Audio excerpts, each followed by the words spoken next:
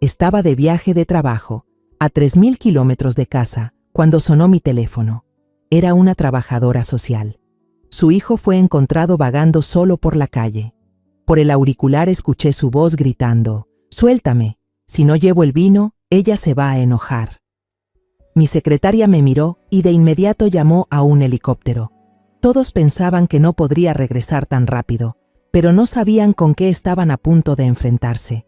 Me alegra que estés aquí. Si estás viendo este video, dale like, suscríbete al canal y cuéntame en los comentarios desde dónde escuchas mi historia de venganza. Quiero saber hasta dónde ha llegado. Me senté en el lujoso salón de banquetes del Hotel Westin Lima, con las luces del candelabro brillando y reflejándose en las copas de cristal. La copa de vino Malbec en mi mano seguía intacta, con ese rojo oscuro que parecía moverse con cada respiración. El aroma fuerte del vino se mezclaba con las risas y los brindis alegres alrededor de la mesa.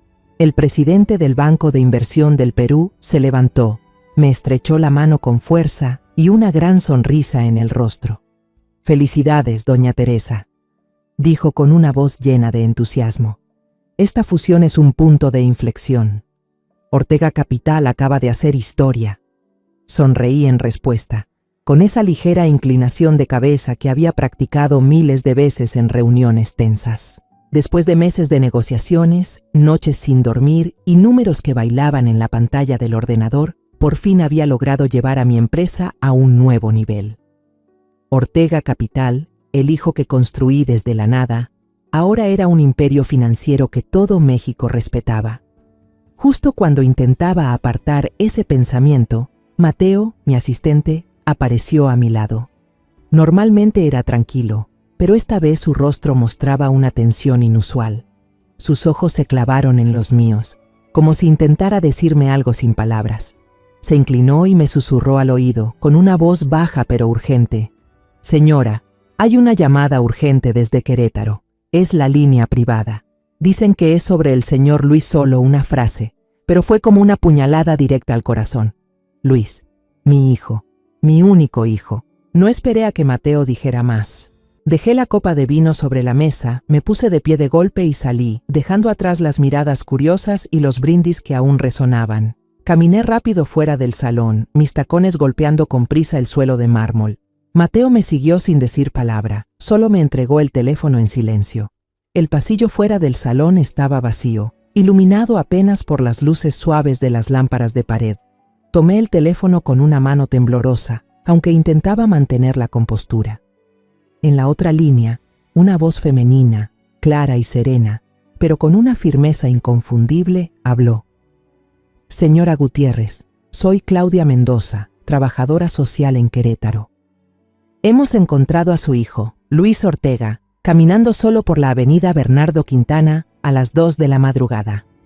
Podía escuchar el ruido de un hospital al fondo, máquinas, pasos apresurados, alguien hablando a lo lejos. Pero todo sonaba distante, borroso. Sentí el pecho apretado, como si alguien lo estrujara. ¿Luis caminando solo a las 2 de la mañana? ¿En una avenida desierta en plena noche? Intenté mantener mi voz firme, aunque cada palabra me salía desde lo más profundo. ¿Mi hijo está bien? ¿Dónde está ahora? Claudia respondió con un tono más suave, como intentando calmarme. Está a salvo, señora. Solo un poco alterado y con hipotermia. Lo llevamos al Hospital General de Querétaro para revisarlo. En este momento lo están atendiendo. No alcancé a suspirar aliviada cuando un nuevo sonido surgió del otro lado de la línea. Un sollozo ahogado, débil, pero inconfundible. Era Luis. Su voz temblaba, entrecortada, llena de miedo. «Suéltame.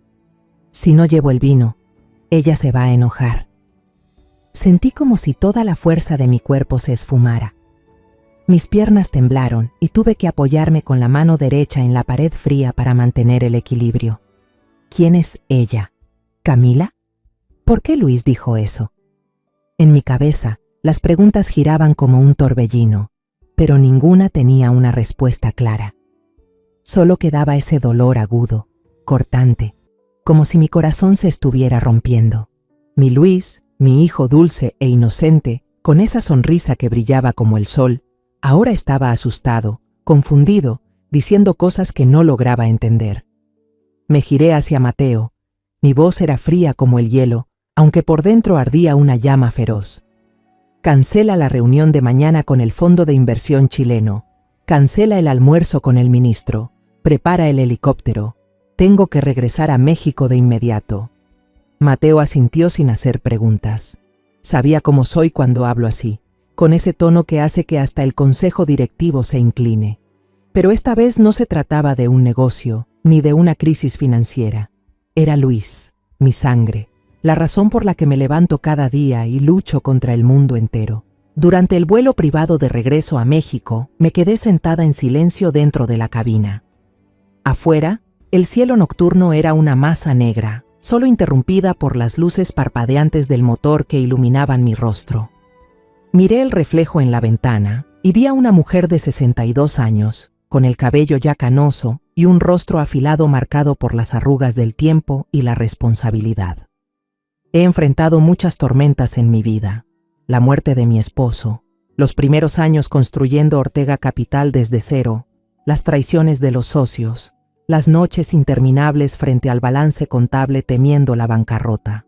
Pero nada me había hecho sentir tan impotente como este momento. El cielo de Querétaro, a las 5 de la mañana, estaba cubierto por la neblina, como si la ciudad intentara esconder los secretos de la noche. Bajé del avión y el aire helado atravesó mi abrigo delgado. Héctor, el chofer fiel de mi familia por más de 20 años, me esperaba junto al auto negro brillante.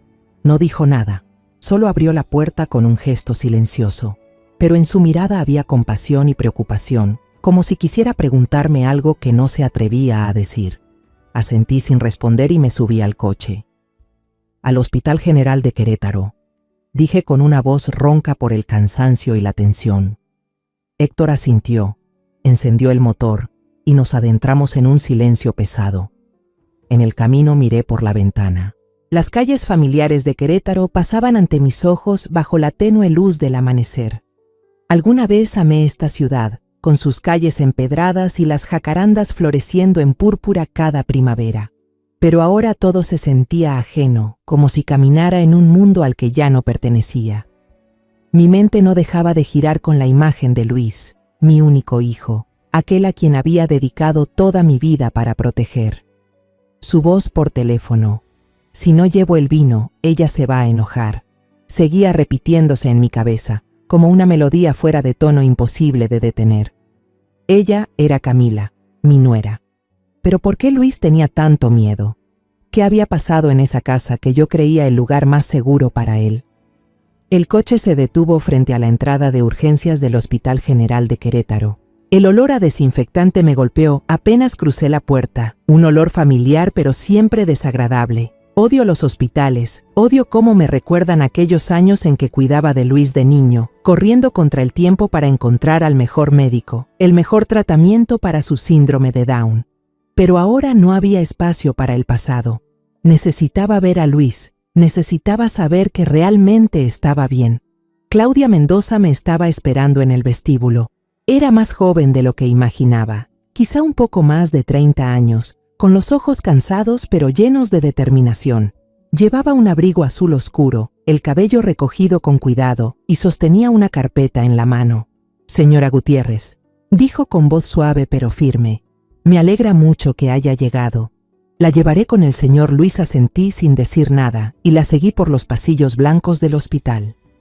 El sonido de mis tacones resonaba con ritmo constante, como los latidos de mi propio corazón, cada vez más pesados. Cuando Claudia abrió la puerta de la habitación, casi contuve la respiración. Luis estaba ahí, acostado en una cama blanca, los ojos cerrados, el rostro pálido como si la vida se le hubiera escapado. Tenía una vía en el brazo, y las gotas del suero caían con regularidad, marcando el paso del tiempo que yo no podía controlar. Me acerqué despacio. El corazón se me detuvo cuando vi su muñeca derecha, donde solía llevar el reloj que yo le regalé, un recuerdo de su cumpleaños número 30. Ahora había un moretón oscuro, con la marca clara de 5 dedos, como si alguien lo hubiera sujetado con fuerza, tanto que le dejó huellas en la piel frágil. Claudia se quedó a mi lado y habló en voz baja, como temiendo despertarlo. El médico dijo que estaba exhausto y que tenía señales de haber sido empujado. Cuando intentamos hablar con él, solo repetía, «No se lo digas a mamá», y después se quedó callado. Su esposa, Camila, no ha venido desde que la contactamos. Las palabras de Claudia fueron otra cuchillada, fría y precisa. Camila. Ella no estaba aquí. No estaba cuando Luis más la necesitaba. Me senté en la silla junto a la cama y tomé su mano sana entre las mías. Su piel estaba helada, como si todo el calor se le hubiera ido. Miré su rostro, todavía con un aire infantil a pesar de sus 32 años, con las cejas gruesas y las pestañas largas que siempre bromeaba diciendo que las había heredado de su padre. Pero ahora, ese rostro no tenía la sonrisa luminosa que tanto amaba. Solo había cansancio, un miedo que podía sentir incluso mientras dormía. Pasaron unos minutos y Luis se movió. Abrió lentamente los ojos y, al verme, se le llenaron de lágrimas. «Mamá», murmuró con una voz ronca y débil, tan frágil que tuve que contener las ganas de llorar. Ella se enojó, porque derramé el vino, solo quería comprar otra botella para ella. Me incliné y abracé el cuerpo delgado de Luis, sintiendo cada respiración temblorosa. «Ya está bien, hijo», susurré, la voz temblando aunque trataba de mantenerla firme. «Mamá está aquí. Nadie volverá a hacerte daño», pero dentro de mí no había calma, solo un silencio denso, el tipo de quietud que precede a una tormenta. No entendía qué había pasado, pero el moretón en su muñeca, sus palabras temblorosas y la ausencia de Camila eran piezas de un rompecabezas que temía armar.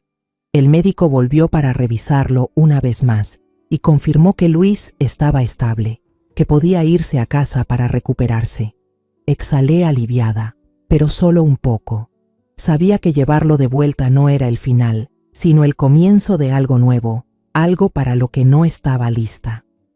Héctor condujo el auto de regreso a la casa, y durante todo el trayecto Luis se apoyó en mi hombro, en silencio, como cuando era niño. Le acaricié el cabello, tratando de revivir esa sensación de seguridad que solía darle, pero ahora no estaba segura de poder hacerlo otra vez.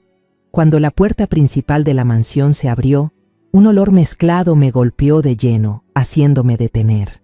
Era el olor del vino tinto barato, fuerte y agrio, mezclado con el perfume intenso de Camila, ese que siempre usaba, caro pero exagerado. La alfombra persa blanca del salón, el regalo que mi esposo había traído de un viaje a Irán, ahora estaba manchada con salpicaduras de vino oscuro. Me quedé allí, mirando alrededor de la habitación, sintiendo que entraba a un lugar desconocido, no la casa que había construido con tanto amor y esperanza. Luis me tomó la mano. Su mirada era confusa, como si temiera que lo regañara por todo ese desastre. «Mamá, lo siento», dijo con voz bajita. Me giré hacia él, miré sus ojos inocentes y sentí cómo algo dentro de mí se rompía. «No es tu culpa, Luis», le dije, intentando mantener la voz suave. «Mamá se encargará de todo. Descansa un poco, ¿sí?» Dejé que Luis descansara en su habitación con María, la enfermera dedicada que había estado con él desde pequeño. Sabía que al menos por ahora estaba en buenas manos, con alguien que realmente lo quería. Pero yo no podía quedarme quieta. Necesitaba respuestas. Necesitaba entender qué había pasado en mi propia casa. Empecé a caminar por la mansión, paso a paso, lenta pero decidida, como si siguiera el rastro de un crimen. El salón estaba hecho un desastre, como si una tormenta hubiera pasado por ahí. Botellas vacías rodaban por el piso de madera. Algunas copas aún con restos de vino reflejaban la luz y creaban sombras extrañas en las paredes.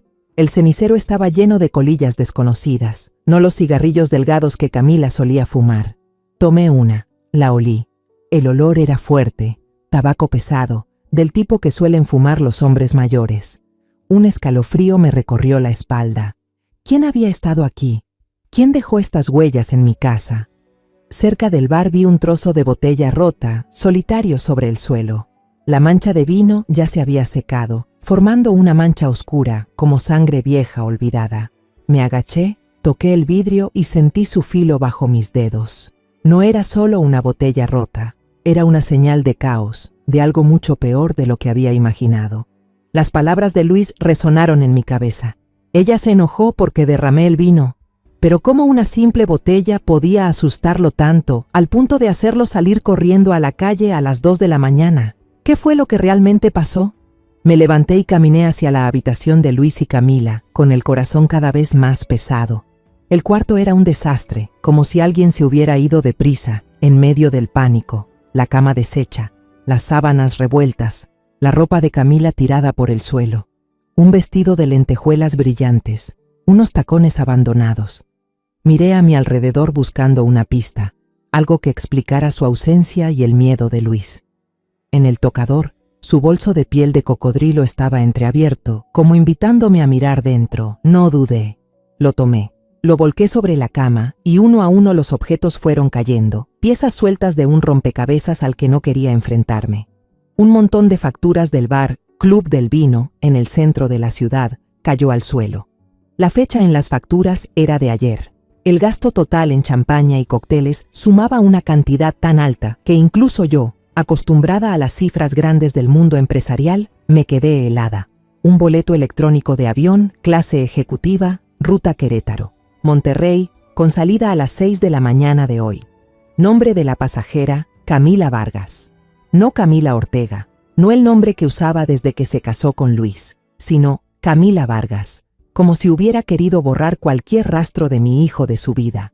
Y por último, una tarjeta de crédito adicional a nombre de Luis Ortega, la tarjeta que le había dado para cuidar de él, pero que ahora parecía servir para fines completamente distintos. Me dejé caer en la cama, todavía con el boleto en la mano. Los recuerdos de Camila regresaron, pero ya no eran las imágenes cálidas que alguna vez atesoré. Recordé la primera vez que la vi, en una clase de arte para personas con discapacidad que había inscrito para Luis. Ella estaba ahí, con su cabello rubio brillante, su sonrisa suave y esa mirada que parecía realmente entender a Luis. Me contó su historia. Una joven viuda que perdió a su esposo en un accidente de coche, criando sola a su hija pequeña, Lucía. Le creí. Pensé que era la persona que podría traerle felicidad a Luis, alguien que lo amaría como yo lo hacía. Pero ahora, esos recuerdos se deformaban. Recordé su mirada burlona cuando Luis dejó caer una copa durante la cena de Navidad, cuando se rió y dijo: «¡Ay! Es tan torpe que resulta adorable», pero sus ojos estaban fríos como el hielo. Recordé las llamadas en voz baja que decía eran trabajo de relaciones públicas para la fundación, pero nunca lo confirmé. Me repetía que estaba siendo paranoica, que era una madre demasiado protectora, pero ahora ya no estaba tan segura. Saqué el teléfono, con las manos temblando, y abrí la app del banco. Entré a la cuenta conjunta de Luis y Camila, donde solía depositar dinero para que vivieran con comodidad. El historial de transacciones apareció como un golpe directo al rostro. Un pago enorme en el Hotel Gran Fiesta Americana de Monterrey, hecho apenas unas horas antes. Y no solo eso, había más cargos. Comidas costosas, artículos de lujo, gastos que sabía con certeza que no tenían nada que ver con Luis. Apreté el teléfono con fuerza, como si pudiera romperlo. La ira me invadió, pero debajo de ella había algo más profundo. El dolor de una madre que se da cuenta de que ha fallado en proteger a su hijo. Me levanté y salí del dormitorio, intentando calmarme, pero cada paso me hundía más en un pantano de dudas y miedo. Le había dado todo a Camila, no solo dinero, sino mi confianza, mi esperanza de que sería quien acompañara a Luis cuando yo ya no pudiera hacerlo. Pero ahora, todo lo que veía era traición, escrita con claridad en esas facturas, esos boletos de avión y las huellas de una fiesta vacía que ella había dejado atrás. En mitad de la noche, cuando toda la casa estaba en silencio, conduje hasta la sede de Ortega Capital.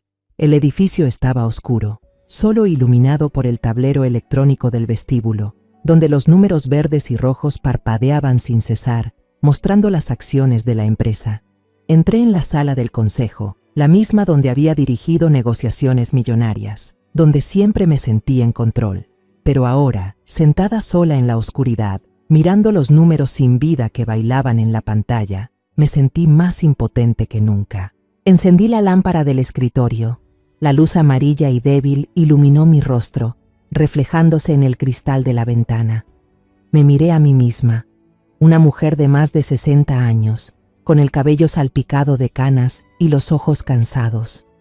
Construí un imperio con mis propias manos, enfrenté enemigos mucho más grandes que yo, pero nunca había sentido mi corazón tan revuelto como ahora. Los números en la pantalla parecían burlarse de mí, recordándome que podía controlar el mercado, pero no lo que pasaba dentro de mi propia familia. A la mañana siguiente, regresé a mi oficina en casa. Sentada frente a la computadora, rebobiné la grabación de las cámaras de seguridad de la mansión. Cada cuadro era como una cuchillada directa al corazón. Vi a Camila, con un vestido rojo intenso, salir de la casa a la 1 de la mañana, el cabello despeinado, pero intentando mantener su aire de elegancia. Subió a un auto lujoso, no el de la familia, sino a un Mercedes negro brillante, el tipo de coche que sabía con certeza no pertenecía a nadie de nuestro círculo. La puerta se cerró de golpe y el vehículo desapareció en la oscuridad, justo después de que Luis, mi hijo, saliera corriendo en estado de pánico. Volví a poner el video, una y otra vez, como si al mirarlo el tiempo suficiente pudiera encontrar una explicación, una razón para no enfrentar la verdad que se hacía cada vez más clara. Pero cada vez que lo hacía, solo veía más detalles que me apretaban el pecho. Camila no miró atrás ni una sola vez, no dudó, no mostró ni un atisbo de preocupación por Luis. Simplemente se fue, como si dejara todo atrás. A Luis, a mí, a la familia que había intentado construir para mi hijo. El timbre sonó, cortando en seco mis pensamientos. Me sobresalté, miré el reloj. Apenas eran las 8 de la mañana. Fui a abrir la puerta y allí estaba Claudia Mendoza, la trabajadora social. Llevaba un abrigo azul claro y sostenía una pequeña caja de regalo cuidadosamente envuelta. «Señora Gutiérrez», dijo con voz suave pero firme. «Quería pasar a ver cómo está Luis. También le traje un pequeño obsequio, un set de marcadores profesionales. Creo que le van a gustar». La invité a pasar, forzando una sonrisa que sabía no lograba disimular mi cansancio. Claudia entró en la sala y vi cómo su mirada se detenía en la alfombra persa manchada con vino seco. No dijo nada, pero sabía lo que estaba pensando. Esa habitación, con copas de vino vacías por todos lados y el olor a fiesta apagada, contaba una historia que yo aún no estaba lista para admitir. La guié hasta el sofá, le serví un vaso de agua y empezamos a hablar. Claudia me miró, sus ojos llenos de empatía pero sin juicio. «Señora Gutiérrez, si no le molesta, ¿podría contarme un poco sobre la relación entre Luis y Camila?», preguntó con una voz tan delicada que parecía temer romper algo frágil dentro de mí. Tomé aire profundamente, intentando mantener mi voz estable, aunque cada palabra parecía salir arrancada del pecho. «Luis nació con síndrome de Down leve», empecé, y mi mirada se fue sin querer hacia el marco sobre la mesa, donde Luis sonreía radiante una tarde de primavera. «No es tan inteligente como los demás, pero tiene un corazón puro. Se comunica bien, puede hacer tareas simples y sobre todo sabe amar. Para los demás, Luis puede parecer solo un poco ingenuo, pero para mí, él es todo mi mundo». Me detuve un momento, tragué en seco, conteniendo las emociones que amenazaban con desbordarse. Inscribí a Luis en una clase de arte para personas con discapacidad. Fue allí donde conoció a Camila. Ella era voluntaria en ese lugar, una joven viuda con una hija pequeña, Lucía. Siempre se mostraba dulce, paciente. Siempre estaba junto a Luis mientras él pintaba sus dibujos inocentes. Yo pensé que realmente se preocupaba por él. Recuerdo el día en que Camila vino a casa, sentada justo en esta sala, con los ojos llenos de lágrimas mientras contaba su vida. Dijo que su exmarido había muerto en un accidente de coche, dejándola a ella y a Lucía en la ruina. Dijo que con Luis se sentía en paz, que los dos eran almas heridas. Yo creí en esa historia. La recibí con los brazos abiertos, no solo por Luis, sino porque pensé que merecía una oportunidad. Incluso me hice cargo de Lucía. La mandé a estudiar en la mejor escuela internacional, porque quería que tuvieran una vida mejor. Pero ahora, al recordarlo, me pregunto si todo no fue una farsa perfectamente planeada. Claudia escuchaba sin interrumpir, con los ojos suaves, pero agudos, como si intentara leer los pensamientos que yo no decía. Cuando terminé de hablar, me dio una tarjeta. Su voz era suave pero firme. Este es el número de un abogado especializado en derecho familiar y en proteger a los más vulnerables. Solo por precaución, señora Gutiérrez. Creo que debería conservarlo. Tomé la tarjeta, mis dedos rozando las letras negras impresas. Claudia se levantó, dejó la caja de regalo para Luis sobre la mesa y se fue con una leve sonrisa. Pero cuando la puerta se cerró, me quedé ahí, mirando la tarjeta, sintiendo como si me quemara en la mano. La rabia me invadió, no solo hacia Camila, sino hacia mí misma. La dejé entrar en la vida de Luis, confié en ella, permití que se aprovechara de la ingenuidad de mi hijo. Pero debajo de la rabia había algo más profundo, el dolor de una madre que se da cuenta de que no protegió a su hijo. Saqué el teléfono. Mis manos temblaban mientras marcaba el número de Camila. El timbre sonó 3 veces, cada uno alargando la tensión dentro de mí. Luego, contestó con esa voz dulce y falsa. ¿Mamá? Perdón por no contestar antes. Estaba cuidando a Luis. Ya se durmió. ¿Cómo le fue en su viaje de trabajo? Apreté el teléfono, tratando de mantener mi voz fría, aunque por dentro ardía. Camila, ¿dónde está Luis? Ella respondió, aún con ese tono suave, como si nada pasara. Está en casa conmigo. No se preocupe, lo estoy cuidando. Solté una risa amarga, sabiendo que no podía verla. ¿De verdad? ¿Y cómo puede cuidarlo en casa cuando el registro de su tarjeta de crédito muestra que pagó una suite en el Hotel Gran Fiesta Americana de Monterrey hace 3 horas? El otro lado de la línea quedó en silencio. Un silencio largo y denso, como si el aire entre nosotras se hubiera vuelto sólido. Pude imaginar el rostro de Camila, su sonrisa falsa desvaneciéndose, los ojos abiertos de par en par por el pánico. Luego un bip. Colgó. Miré la pantalla del teléfono. El corazón me latía con fuerza, pero no por la rabia, sino por una claridad aterradora. Camila no solo se había ido, estaba escondiendo algo, y yo sabía que tenía que descubrir la verdad. Aquella tarde estábamos sentados en la sala, donde yo intentaba crear un espacio tranquilo para mi hijo después de días llenos de turbulencia. Luis me mostraba sus dibujos uno por uno. Su voz era suave, pero llena de emoción, mientras hablaba de los colores y las formas que había pintado con tanto cuidado. «Mamá, este es nuestro jardín. Dibujé este jacarandá para ti», dijo, con una sonrisa tan brillante como la luz del sol. Le devolví la sonrisa, pero por dentro aún no podía disipar la tormenta emocional que me agitaba. Cada sonrisa de Luis me recordaba que tenía que seguir luchando, no solo por él, sino por lo que quedaba de mi familia. De repente, el timbre de la puerta sonó, interrumpiendo aquel raro momento de paz. Levanté la cabeza, frunciendo un poco el ceño. ¿Quién podría venir a esta hora? María, la empleada, entró con voz suave pero algo inquieta. «Señora, tiene visita. Es la niña Lucía. Vino sola». Me levanté de golpe, el corazón latiendo más rápido. ¿Lucía, la hija de Camila? Corrí hacia la puerta, y al verla allí, sentí un nudo en el pecho. Lucía, apenas de 12 años, llevaba su uniforme escolar azul y blanco, con sus pequeñas manos aferradas a la mochila, como si fuera lo único que la mantenía firme. Su rostro estaba pálido, los ojos enrojecidos, y el cabello rizado hecho un desastre, como si hubiera pasado por un viaje lleno de tensión. «Señora», dijo Lucía con voz temblorosa, diminuta, como si temiera algo. Yo vine sola en taxi». Le puse una mano en el hombro, con cuidado. «Lucía, entra a la casa, cariño», dije, intentando mantener la voz suave, aunque por dentro sentía un torbellino. La llevé al estudio, donde había más silencio, y le serví un vaso de leche tibia. Lucía se sentó, aún abrazando su mochila, con la mirada esquiva, como si cargara un secreto demasiado grande para saber por dónde empezar.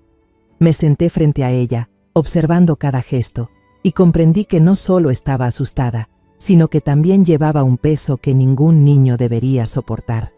«Lucía, ¿estás bien?», pregunté con voz calma, pero firme. «¿Por qué viniste sola?». La niña levantó la vista, con los ojos llenos de lágrimas, y habló casi en un susurro, como si le costara sacar cada palabra. «Señora, tengo miedo de que mi mamá y el señor Esteban estén haciendo algo malo con el tío Luis». Las palabras de Lucía fueron como una descarga eléctrica recorriéndome el cuerpo. ¿Esteban? Un nombre desconocido, pero que me heló al instante. Me incliné hacia adelante, tratando de mantener la calma. «Lucía, dime exactamente qué quisiste decir. ¿Quién es Esteban? ¿Y qué hizo tu mamá?». Lucía mordió su labio, con las manos temblorosas mientras abría la cremallera de su mochila. Sacó una tableta, con la pantalla un poco rayada, y la puso sobre la mesa frente a mí. «Yo escuché varias veces a mi mamá hablar por teléfono con un hombre llamado Esteban Morales», dijo con voz trémula. «Sé que estuvo mal, pero no aguanté más. Tengo miedo de que le hagan daño al tío Luis. Hace unos días grabé un video. Quiero que lo vea». Tomé la tableta, con las manos frías, aunque la habitación no lo estaba. Presioné el botón de reproducir y la pantalla se iluminó, mostrando el rostro de Camila. Ella estaba sentada en una habitación lujosa, probablemente un hotel, con una sonrisa arrogante que nunca antes le había visto. A su lado, un hombre de mediana edad, con el cabello entrecano, caminaba con una copa de vino en la mano. Llevaba un traje caro, pero sus ojos fríos y su voz grave me bastaron para entender que no era un hombre cualquiera. Era Esteban Morales, un magnate del vino en Monterrey del que había oído hablar, famoso por sus negocios turbios y su vida de excesos. La voz de Esteban sonó a través del altavoz de la tableta, fría y calculadora. «Solo necesitas que ese chico convenza a la vieja de firmar el poder de transferencia de acciones y todas tus deudas quedarán saldadas. El nombre Ortega Capital será el escudo perfecto para legalizarlo todo». Camila soltó una carcajada, una risa aguda, llena de soberbia. «No te preocupes, me obedece por completo. Su madre está en Perú. Cuando todo termine, yo seré la verdadera dueña. No tendré que vivir más de la lástima de esa vieja». El video terminó, y la habitación se hundió en silencio. Me quedé allí, inmóvil, sintiendo que la sangre se me había detenido. Las palabras de Camila, como un cuchillo afilado, me cortaron el corazón. Esa vieja, esa era yo. La mujer a la que ella llamó vieja, la que la recibió con los brazos abiertos, la que sostuvo a su hija, la que creyó que traería felicidad a Luis. Pero todo era una farsa, un plan calculado para aprovecharse de la inocencia de mi hijo y robar el imperio que construí con sudor y lágrimas. Lucía rompió a llorar. Sus pequeños hombros temblaban sin control. «No quiero que le hagan daño al tío Luis», dijo entre sollozos. «Él y usted han sido muy buenos conmigo. No quiero que mi mamá haga algo malo, pero no sé qué hacer». La abracé fuerte, sintiendo su espalda temblorosa bajo mis manos. «No es tu culpa, Lucía», susurré, con la voz temblorosa pero firme. «Has hecho algo muy valiente. Acabas de salvar a tu tío Luis de una manera que solo alguien maduro podría hacerlo. Estoy muy orgullosa de ti». Acaricié su cabello, intentando calmar su miedo, pero dentro de mí, la rabia se estaba transformando en una determinación de acero. No solo estaba furiosa con Camila, sino conmigo misma, por haber sido tan ciega, por dejarla acercarse a Luis, por no ver las señales antes. Pero ahora, gracias a Lucía, tenía pruebas. No simples facturas o boletos de avión, sino un video claro, irrefutable, que mostraba la conspiración de Camila y Esteban Morales. Llevé a Lucía a la sala y la dejé con María para asegurarme de que estuviera cuidada. «Quédate aquí con la señora María, ¿sí?», le dije, sonriendo, aunque esa sonrisa me pesaba como una piedra. «Tengo que arreglar algunas cosas, pero te prometo que volveré». Lucía asintió, con los ojos aún rojos, pero vi en su mirada un leve alivio, como si supiera que yo no dejaría que esto terminara así. Volví al despacho, cerré la puerta y levanté el teléfono. No llamé a la policía. No porque no confiara en ellos, sino porque sabía que algo así debía manejarse con precisión, como lo haría alguien acostumbrado a las grandes batallas. Marqué el número de Arturo Salgado, el mejor amigo de mi difunto esposo, ex jefe de policía y ahora mi abogado de confianza. Arturo era el único en quien podía confiar ahora, alguien que me entendía y conocía el valor de mi familia. El teléfono sonó 2 veces antes de que Arturo contestara. Teresa. Su voz era grave, pero tenía esa calidez familiar. ¿Qué pasa? ¿Por qué me llamas a esta hora? Arturo, dije, con la voz calmada pero helada. Necesito que vengas ahora mismo. Es algo relacionado con Luis, y esta vez no es solo un asunto familiar. Le conté brevemente sobre el video de Lucía, sobre lo que había descubierto, y sobre el nombre de Esteban Morales.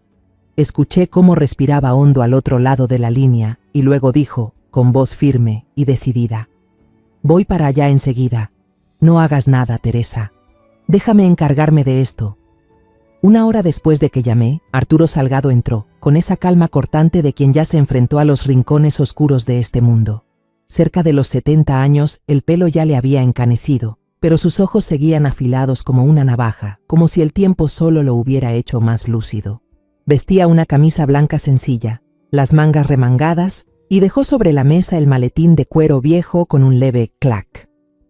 «¿Teresa?», dijo con la voz grave pero llena de autoridad. «No me llamaste aquí solo para tomar un café, ¿verdad?». No respondí, solo empujé la tablet hacia él. El video de Lucía aún estaba detenido en el último fotograma. El rostro satisfecha de Camila. Puse sobre la mesa también un fajo de facturas, los boletos de avión y los extractos de la tarjeta de crédito que encontré en la billetera de ella. «Mira, Arturo», dije, con la voz tranquila pero con una determinación inamovible. «Esto es lo que tengo, y necesito que me ayudes a sacar esto a la luz». Arturo se sentó y examinó todo con meticulosidad, como cuando analizaba casos siendo comisario. Rebobinó el video, escuchó cada palabra de Camila y de Esteban Morales, frunciendo el ceño. Cuando el video terminó, dejó la tablet, me miró de frente. «Esteban Morales», dijo, con tono grave, como si leyera una acusación. «Ese viejo zorro está hasta el cuello en deudas. Su empresa vinícola, Vinos Morales, acaba de perder el contrato de distribución exclusivo en Estados Unidos. Está al borde de la quiebra, Teresa, y no es el tipo de hombre que aceptará la derrota con facilidad». Apreté la mano, sintiendo las uñas clavarse en la palma. «Entonces, ¿qué nos quiere? ¿Qué quiere de nosotros? ¿De Luis?», pregunté, aunque en el fondo ya había adivinado parte de la respuesta. Arturo se recostó en la silla y una chispa fría brilló en sus ojos. «Necesita un negocio limpio para blanquear dinero. Ortega Capital es el objetivo perfecto. Una empresa prestigiosa, con mucho flujo de dinero y una reputación incontestable. Camila es el peón sacrificado. ¿Y Luis?». Se detuvo, mirándome como para valorar si tenía la resistencia para seguir escuchando. «Luis es la llave para entrar al imperio de ella. Sabe que harías cualquier cosa por Luis, y Camila se aprovechó de eso». Las palabras de Arturo me golpearon el pecho. Sabía que Camila no era sincera, pero oír la verdad tan claro me hizo sentirme traicionada otra vez. Pensé en Luis, en su inocencia, en cómo siempre confiaba en Camila, siempre la miraba con ternura. Y ella había convertido ese amor en un arma para destruirnos. «¿Entonces qué hacemos?», pregunté, con la voz temblando, no de miedo, sino por una rabia que ardía por dentro. «¿Llamar a la policía? ¿Entregarles este video?». Arturo negó con la cabeza, y una leve sonrisa apareció en sus labios. «No todavía, Teresa. Este video es una prueba fuerte, pero fue grabado ilegalmente. Un buen abogado puede dejarlo sin validez en el tribunal. Necesitamos algo más. Necesitamos una trampa. Una trampa para que ellos mismos entren y no puedan salir». Lo miré, tratando de asimilar lo que acababa de decir. Una trampa. He tendido trampas en negocios, He atraído a rivales a situaciones donde no podían ganar. Pero esta vez no solo era un juego financiero. Esto era una guerra por mi familia. Y no puedo cometer ni un solo error. Arturo sacó su teléfono y empezó a hacer unas llamadas. Hablaba con códigos y términos que apenas entendía, palabras de un mundo en el que él había sido un maestro. Me quedé ahí, observándolo, sintiendo la profesionalidad y la frialdad en cada frase que decía. 15 minutos después, colgó. Sus ojos brillaron con una chispa de determinación. Justo como pensé, dijo con voz firme. Esteban está siendo investigado por Hacienda por sospechas de fraude. Está desesperado y esa es su mayor debilidad. En ese momento, el teléfono de Arturo vibró. Miró la pantalla y una rara sonrisa fría apareció en sus labios, la sonrisa que solo mostraba cuando sabía que tenía la ventaja. Me pasó el teléfono. En la pantalla había una invitación electrónica enviada por una de sus fuentes en Monterrey. La tarjeta estaba diseñada con elegancia, con el logo de Vinos Morales y la frase «Fiesta de anuncio de la Alianza Estratégica, Club Industrial, viernes por la noche». «El próximo viernes por la noche», dijo Arturo, su voz lenta pero calculadora. «Esteban Morales va a organizar un gran evento en el Club Industrial. Planea usarlo para tranquilizar a los inversionistas y acreedores, para convencerlos de que Vinos Morales sigue firme. Este será nuestro escenario, Teresa. Aquí es donde haremos que él y Camila se expongan solos». El día del evento estaba frente al espejo en mi habitación de hotel en Monterrey. La luz tenue del candelabro caía sobre mi rostro. Llevaba unas gafas de montura de carey sin aumento, algo que nunca había usado antes, y un vestido de seda azul marino, elegante pero discreto. Ya no era doña Teresa Gutiérrez, fundadora de Ortega Capital, la mujer poderosa que todo México conocía. Esa noche era la señora Herrera, una inversionista reservada de Guadalajara, un fantasma que nadie notaría. Me miré al espejo, acomodé el moño de mi cabello y me dije que debía hacerlo. No solo por Luis, sino por mí misma, por lo que había construido y por lo que no podía permitirme perder. Arturo entró, con un traje gris perfectamente ajustado y su maletín de cuero viejo en la mano, como un compañero inseparable. Me entregó un broche en forma de mariposa plateada, pequeño pero delicado. «Póntelo en la solapa», dijo, con voz grave pero precisa. «Tiene una grabadora y una microcámara dentro». «El mío es este bolígrafo», asentí. Me coloqué el broche y sentí su peso. No por el metal, sino por la responsabilidad que representaba. Arturo me miró, con una expresión que decía que entendía la tormenta que llevaba por dentro, pero no dijo nada. Solo intercambiamos una mirada, un leve asentimiento, como dos guerreros antes de entrar en batalla.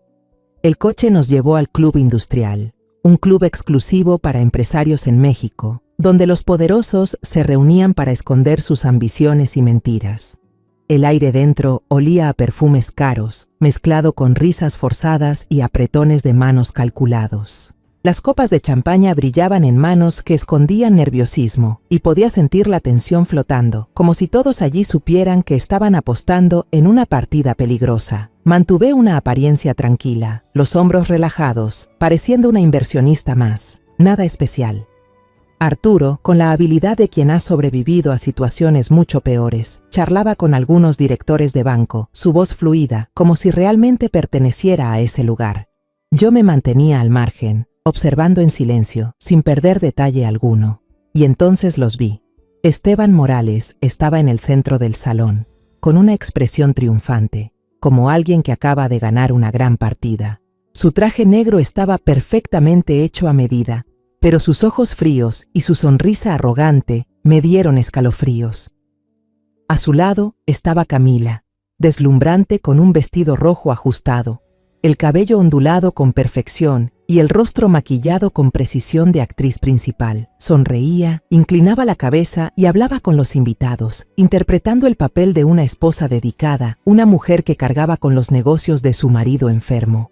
Me quedé a poca distancia, apretando el vaso de agua mineral, conteniendo la rabia que me quemaba por dentro al escucharla decirle a un invitado: «Luis confía mucho en la visión de Esteban. Lamenta no poder estar aquí esta noche. Estuve a punto de romper el vaso en mi mano. Luis, mi hijo, Había estado en el hospital hacía apenas unos días, asustado y fuera de sí por culpa de esa misma mujer, y ahora ella estaba ahí, fingiendo ser una esposa amorosa, como si no lo hubiera dejado solo en aquella avenida helada a medianoche. Me giré, respiré hondo, recordándome que no podía dejar que las emociones me dominaran. No ahora, no aquí. La presentación comenzó. Una gran pantalla bajó del techo, proyectando los logotipos entrelazados de Vinos Morales y Ortega Capital, una imagen que me apretó el pecho. Esteban subió al escenario, con una voz suave y segura, como un orador profesional. Habló de un futuro brillante, de unir el legado financiero de Ortega Capital con la fuerza comercial de Vinos Morales. Sus palabras sonaban convincentes, pero yo podía ver la falsedad en cada gesto, en cada sonrisa. Estaba actuando, y el público, los inversionistas y acreedores, se dejaba llevar por su teatro. Arturo se movió con sutileza hacia la mesa de los documentos, fingiendo revisar un informe, pero yo sabía que estaba ajustando el bolígrafo en su bolsillo para grabar de cerca las diapositivas de la presentación. Los gráficos financieros falsos, los números inflados y, lo más importante, una copia del poder notarial con la firma de Luis, una firma que yo sabía perfectamente que era falsa. El broche en mi solapa vibraba levemente, grabando cada momento, cada palabra. Me quedé allí, observando, sintiendo mi corazón latir con fuerza, pero no por miedo, sino por la certeza de que estábamos cada vez más cerca de la victoria. El punto culminante de la noche llegó cuando Camila fue invitada al escenario.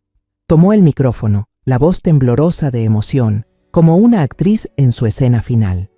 En nombre de mi esposo, Luis Ortega, dijo, con los ojos brillantes como si fuera a llorar, quiero agradecer la confianza de todos en esta alianza. Prometemos traer un futuro próspero para todos nuestros socios. Tuve que apartar la mirada, no porque no pudiera soportarlo, sino porque el desprecio dentro de mí crecía con tanta fuerza que temía que se notara. Camila, la mujer que se aprovechó de la inocencia de Luis, la que dejó moretones en el brazo de mi hijo, ahora estaba ahí, fingiendo ser un ángel. Cuando la fiesta pasó a la parte social, supe que ya teníamos todo lo que necesitábamos. Arturo y yo nos cruzamos una mirada, un simple asentimiento cargado de significado. Salimos del salón en silencio, mezclándonos entre los invitados que se marchaban. Nadie se fijó en la señora Herrera ni en su asesor financiero. Salimos al exterior. El aire frío de la noche de Monterrey nos envolvió, pero yo no sentía frío. Lo que sentía era una oleada de adrenalina recorriéndome el cuerpo, como si acabara de escalar una montaña. Sentado en el auto de regreso al hotel, Arturo conectó el bolígrafo a la tableta y revisó el video que habíamos grabado. Todo se veía claro: el discurso de Esteban, los gráficos falsificados, el documento de poder con la firma falsa de Luis y la sonrisa traicionera de Camila cuando estrechaba la mano de los inversionistas. Arturo se volvió hacia mí con una voz firme. Teresa, tenemos todo para enterrarlos. Todo está aquí, no hay forma de negarlo. El lunes por la mañana, a las 8, no fui a la oficina de Ortega Capital como de costumbre. En su lugar, estaba sentada en el auto junto a Arturo, rumbo a un edificio gubernamental fortificado en el centro de Ciudad de México. La sede de la UIF, la Unidad de Inteligencia Financiera, se veía fría e impenetrable, con muros grises de concreto y pesadas puertas de acero. Bajé del auto, los tacones marcando un ritmo constante en la acera, aunque cada paso me pesaba como si cargara con toda una guerra. Arturo caminaba a mi lado, con su viejo maletín de cuero en la mano, lleno de las pruebas que habíamos reunido, los fragmentos de una traición que yo jamás podría olvidar. Dentro de la sala de reuniones, el aire era tan frío que sentí que mi respiración se quedaba suspendida. Nos sentamos frente a dos investigadores de alto rango, ambos vestidos de traje negro, con miradas tan agudas que parecía que podían ver a través de cualquier secreto. Uno, el señor Ramírez, tenía el rostro serio y el cabello entrecano peinado con cuidado. La otra, la señora Torres, era más joven, pero sus ojos transmitían la firmeza de alguien acostumbrado a enfrentarse a casos difíciles. Me senté derecha, intentando mantener la calma exterior, aunque por dentro el corazón me latía con fuerza, como si contara los segundos hacia un momento decisivo. Arturo comenzó a presentar, con una voz grave y segura, como si estuviera ante un tribunal. Colocó una a una las pruebas sobre la mesa: los estados de cuenta de la tarjeta de crédito con los gastos lujosos de Camila, el boleto de avión electrónico a Monterrey, el video de la cámara de seguridad de la mansión donde se la veía salir a medianoche y, lo más importante, la grabación completa de la fiesta en el Club Industrial. Observé al señor Ramírez fruncir el ceño mientras Arturo reproducía el video. La imagen de Esteban Morales en el escenario, con su sonrisa arrogante, y Camila, con esa voz falsa, llena de emoción, aparecían nítidas en la pantalla. Pero lo que más llamó la atención del señor Ramírez fue el documento de poder falsificado con la firma de Luis. Amplió la imagen y la comparó con la firma real de Luis en los registros de la empresa que Arturo había entregado. Asintió, con voz baja pero firme. No hace falta un perito para verlo. Esto es un fraude descarado. La señora Torres se inclinó hacia adelante, su mirada fija en mí. Señora Gutiérrez, dijo, con una voz que mezclaba seriedad y un toque de empatía. Hemos estado siguiendo a Esteban Morales desde hace tiempo por sospechas de lavado de dinero, pero nunca tuvimos pruebas directas que lo vincularan con una entidad financiera importante como Ortega Capital. Lo que usted y el señor Salgado trajeron hoy es la pieza que faltaba. Las palabras de la señora Torres fueron como una ráfaga de aire frío, pero también trajeron alivio. Al fin, las noches sin dormir, los momentos de dolor al descubrir la traición de Camila, tenían sentido. No dije nada, solo asentí levemente, pero dentro de mí sentí la confirmación de que estaba en el camino correcto. Arturo me miró y en sus ojos entendí que habíamos cruzado un punto sin retorno, aunque la batalla aún no había terminado. Cuando salimos de la sede de la UIF, sentí un cansancio profundo, no solo por la falta de sueño, sino por el peso de todo lo que acababa de vivir. En el camino de regreso a Querétaro, me senté en el coche mirando por la ventana, mientras los edificios altos de Ciudad de México iban dando paso a las calles tranquilas de los suburbios. Pero mi mente no estaba en paz. Pensé en Luis, en la mirada asustada que tenía cuando lo encontré en el hospital, en cómo me tomó la mano como un niño. Pensé en Lucía, la pequeña que tuvo el valor de enfrentarse a su madre para proteger a Luis. Y pensé en mí misma, una mujer que alguna vez creyó que podía controlar todo, pero que ahora entendía que la familia era lo único que realmente importaba. Esa tarde convoqué a una reunión de emergencia del consejo directivo por videollamada. Me senté en mi despacho, frente a la gran pantalla, con los rostros conocidos de los miembros del consejo al otro lado. Algunos estaban sorprendidos, otros preocupados, pero no dejé que sus emociones me afectaran. Expliqué todo con claridad, sin rodeos. La conspiración para tomar el control de Ortega Capital, el papel de Esteban Morales y Camila, y las pruebas que ya había entregado a la UIF. Tengo la situación bajo control, dije con voz firme, sin mostrar ni un rastro de debilidad. Ortega Capital no se va a derrumbar, pero de ahora en adelante operaremos con el doble de cuidado. Hubo miradas de duda, pero nadie se atrevió a contradecirme. Ellos me conocían, doña Teresa Gutiérrez, la mujer que nunca retrocede ante ningún desafío. Cuando la reunión terminó, apagué la pantalla y la habitación quedó en silencio. Sentí un vacío extraño, no por la derrota, sino porque comprendí que esta victoria no traía la alegría de los negocios pasados. Era solo un paso más para proteger lo que más amaba. A la mañana siguiente, las noticias empezaron a explotar. Me senté en la sala, revisando los blogs financieros en la tableta.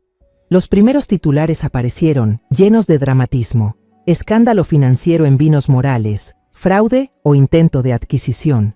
Luego, la portada de El Financiero, el imperio vinícola Morales envuelto en escándalo de fraude, vinculado a Ortega Capital. Leí el artículo por encima, pero no sentí satisfacción. Esas líneas solo confirmaban lo que ya sabía, pero no podían borrar el dolor que llevaba dentro. Apagué la tableta y salí al jardín, donde Luis estaba sentado en una silla de mimbre, concentrado en su dibujo. No le importaban las noticias financieras, ni las conspiraciones o traiciones que giraban a su alrededor. El mundo de Luis estaba hecho de colores y trazos, y lo amaba por esa pureza. Me senté a su lado, mirando el dibujo que hacía.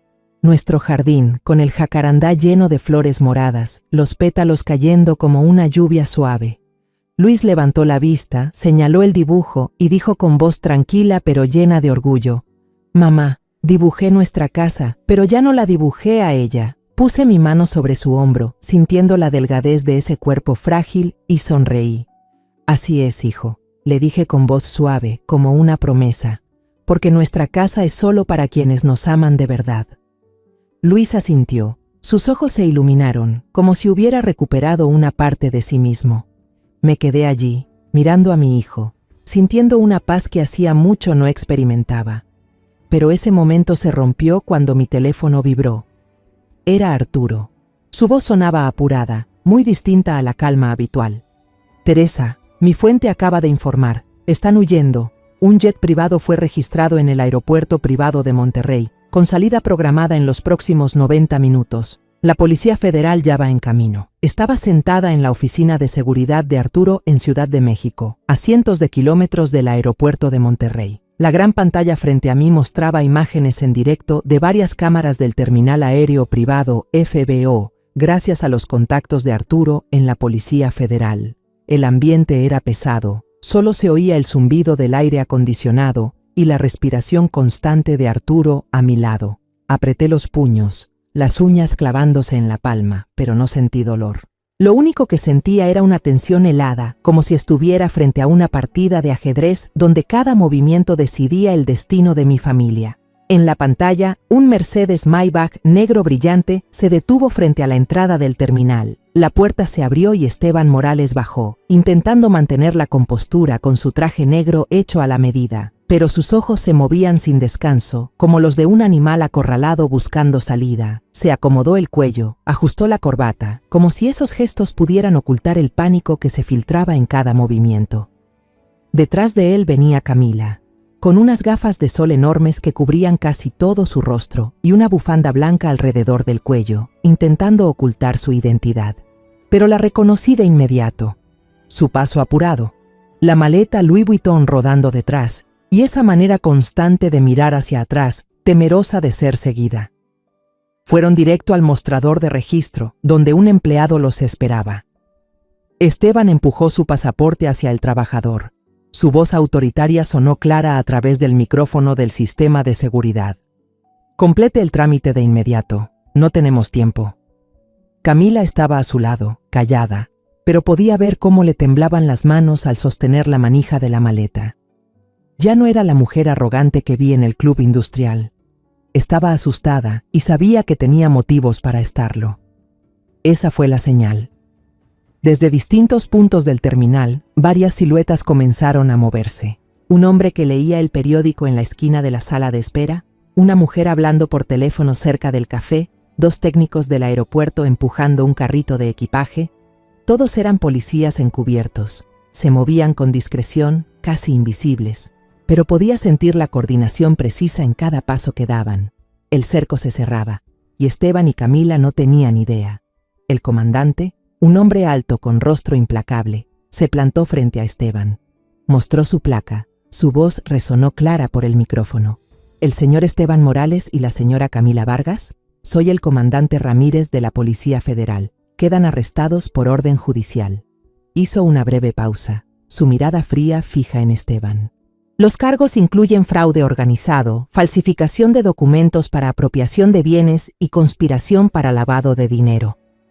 Esteban se sobresaltó. Su rostro se endureció, pero rápidamente recuperó esa falsa seguridad. «¿Saben quién soy?», gritó con furia. «Esto es un error. Soy Esteban Morales, presidente de Vinos Morales. No tienen derecho a hacer esto». El comandante Ramírez no se inmutó. Continuó leyendo la orden de arresto, con una voz monótona pero afilada como una cuchilla.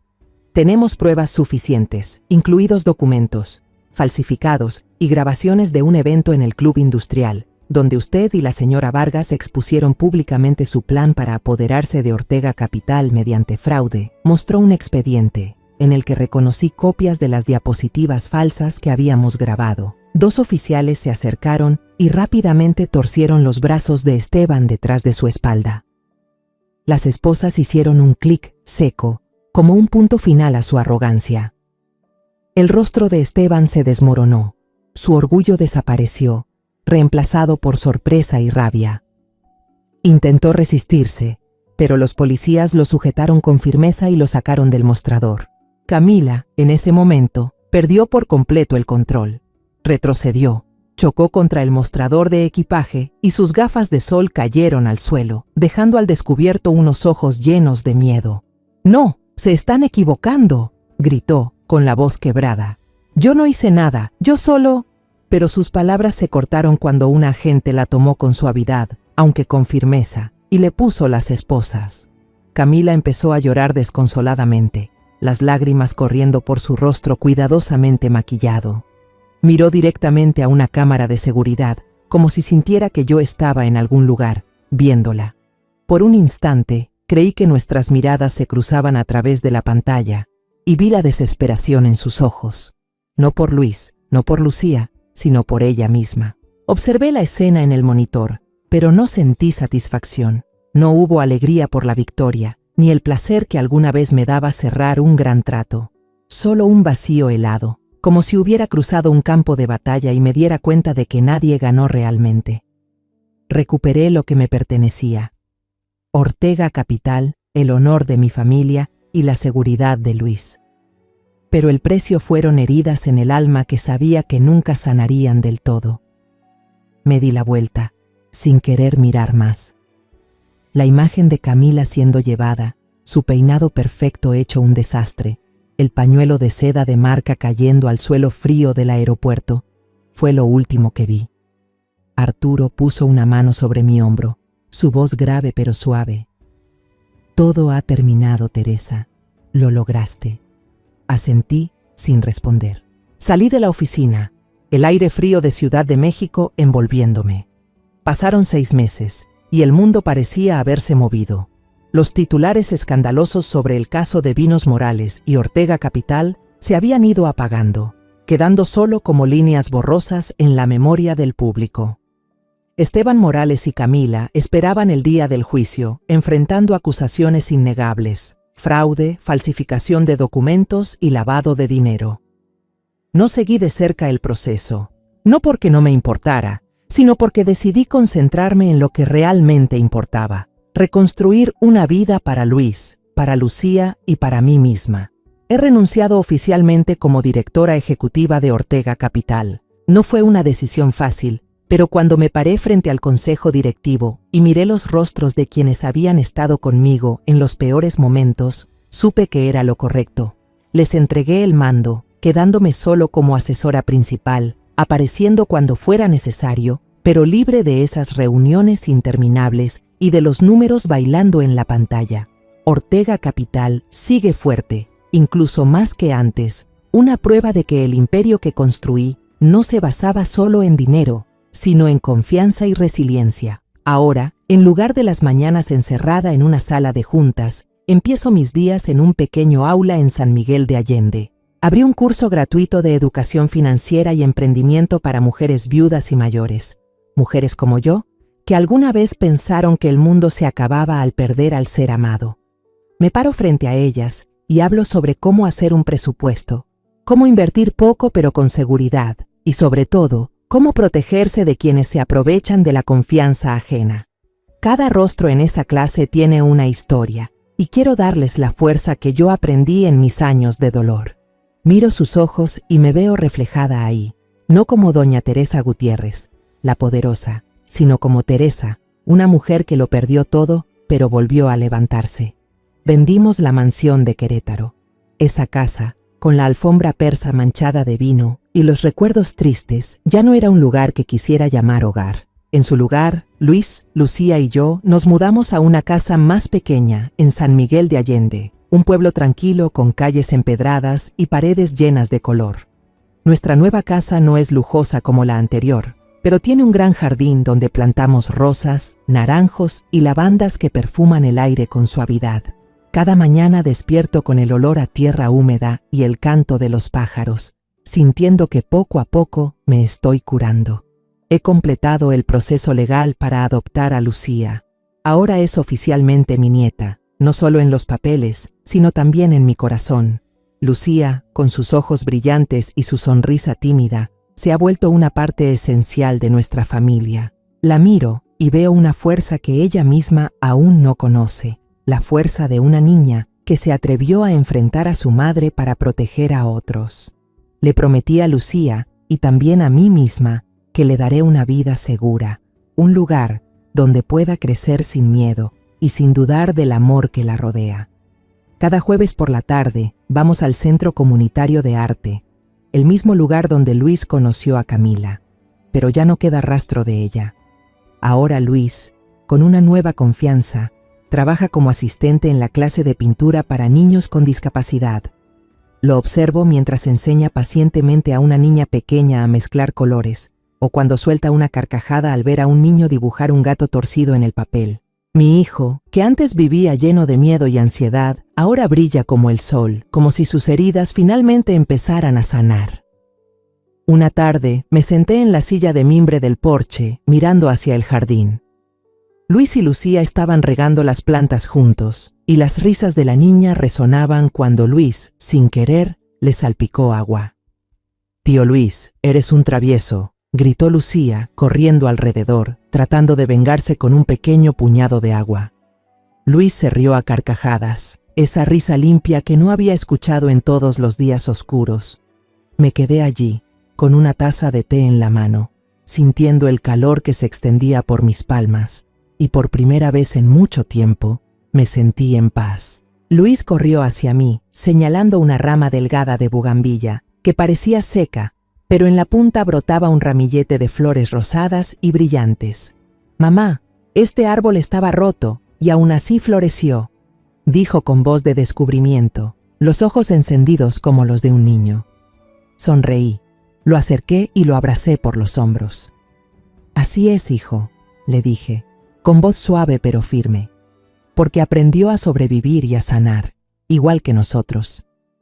El atardecer cayó, tiñendo el jardín de un cálido tono anaranjado. Miré a Luis y a Lucía, mis dos pequeños, cuidando juntos el jardín, y sus sonrisas eran como la luz que disipaba las sombras dentro de mí. Pensé en el camino que habíamos recorrido, desde los días dolorosos en Querétaro, entre intrigas y traiciones, hasta este momento en que nos encontramos y hallamos un verdadero hogar. Perdí a una nuera, estuve a punto de perder un imperio, pero al final recuperé una familia, una pequeña, sí, pero llena de amor y sinceridad. Susurré para mí misma, como una afirmación. He perdido mucho, pero la única inversión que realmente ha dado frutos y vale la pena en toda mi vida son estas sonrisas. Este jardín. Luis y Lucía cerré los ojos, dejando que la luz del atardecer me envolviera, y por primera vez en años sentí que realmente estaba viva, no solo existiendo. Después de todo, de corazón quiero enviarles un mensaje. En la vida, la verdadera fuerza no está en el dinero, el poder o las victorias en los negocios, sino en la capacidad de mantener el corazón firme en medio de las tormentas de traición y pérdida. Una vez creí que podía controlarlo todo, pero entendí que hay cosas más valiosas que cualquier imperio. El amor, la bondad y el coraje para proteger a quienes amamos, incluso si debemos sacrificarlo todo. Mi venganza no fue destruir, sino traer la luz de la justicia. Fue mi manera de devolver la dignidad a mi hijo y a mi propia alma.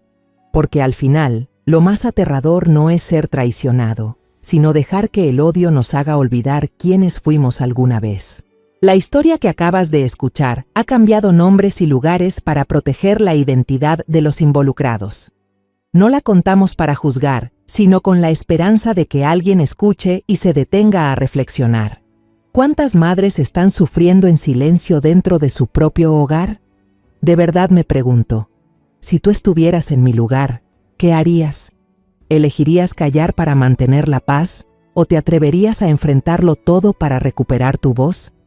Quiero saber tu opinión, porque cada historia puede convertirse en una vela que ilumine el camino de otro. Dios siempre bendice, y estoy segura de que el valor nos llevará a días mejores.